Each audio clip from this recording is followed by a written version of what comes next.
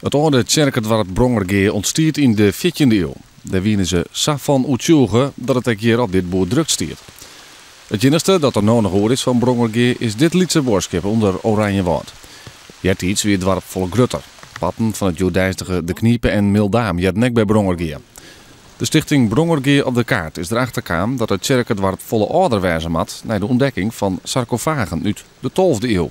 Omdat de stien die sarcofagen van Makken binnen uit Duitsland komen en wij dus nu zocht ha en ik uitzocht ha door meneer Heinsbroek uit Schiedam. Hoe oud dat is en dan kom ik in diezelfde 12e eeuw uit. De stichting had 4 onderzoek gedaan. Al haar ontdekkingen stenen beschreven in dit boek. De eerste 2 daarvan binnen Van de Moon Utrecht troch wethouder Kobi van der Laan van het Jereveen om 2 meewerkers van het boek. De stichting is een soort bijzondere zaak in Zinkaan. Jeder dan in het woord, hij je dus mensen van Kwiese Kwansje wennen. Je hebt een kasteeltje staan. Dat kasteeltje daar had Johan Willem Frieso en Willem IV, dat toen zijn dochters konken. Caroline, je hebt Carolineburg staan. Het net zo lang staan, maar het toch een hele eeuw geweest.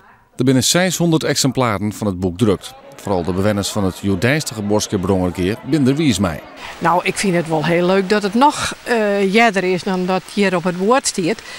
En ja, er komen natuurlijk een hele protte dingen tevoorschijn die naai binnen.